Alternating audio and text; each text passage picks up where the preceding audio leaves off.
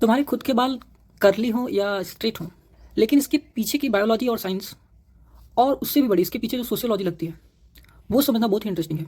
अच्छा, तुम्हें लग रहा होगा कि मैं तो बायोलॉजी जानता हूँ, इसके पीछे क्या है कि जेनेटिक होता है, इससे ज़्यादा कुछ नहीं। लेकिन इसके पीछे और भी गहरी बायोलॉजी है और सोशियोलॉजी और भी इंटरेस्टिंग है।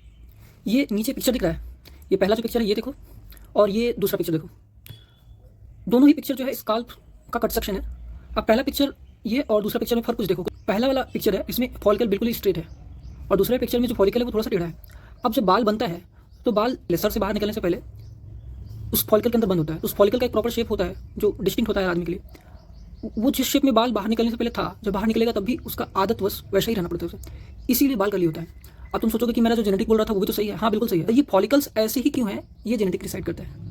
और उसके बाद जो बचा हुआ 30 to 25% है वो डिसाइड होता है जो बालों में डाइसल्फाइड बॉन्ड होता है, वो जिनमें ज़्यादा होता है वो उनका बाल वह कर्ली होता है। जो जेनाइटल्स में एरिया में किसी के भी बाल होते हैं जिनके स्काल्प मतलब सर के बाल वो सीधे भी हों, लेकिन जो जेनाइटल्स वाले बाल होते हैं वो टेढ़े मेढ़े ही होते हैं, कर्ली ही होते हैं।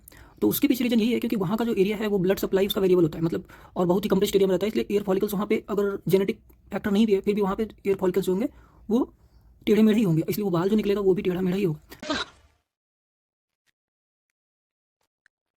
तुम्हें लग रहा होगा सोशियोलॉजी भला क्या ही होगा, बट एक्चुअली में पूरे ह्यूमन हिस्ट्री में कर्ली हेयर्स को आदमी ने हमेशा इंटेलिजेंस से जोड़ा है और कुछ डिवाइन मैडनेस से जोड़ा है। कुछ लोगों ने इसको इरोटिक पावर से जोड़ा है। कई बार इसको अनप्रेडिक्टेबिलिटी से लोग ज्वाइन करते हैं कि it's this person is unpredictable. जैसे कि ग्रीस में जो अपोलो था या फिर बहुत फेमस है मेडुसा, उसके बाल को ऐसे दिखाया गया है। फिर एक भगवान वो लोग मानते थे जिसको डायनोसिस कहते थे, डायनोसस कहते थे, उसके जो उसको भगवान माना जाता था एक्साइटमेंट का भगवान या मैडनेस का भगवान, तो उसका भी बाल कर्ली दिखाया गया।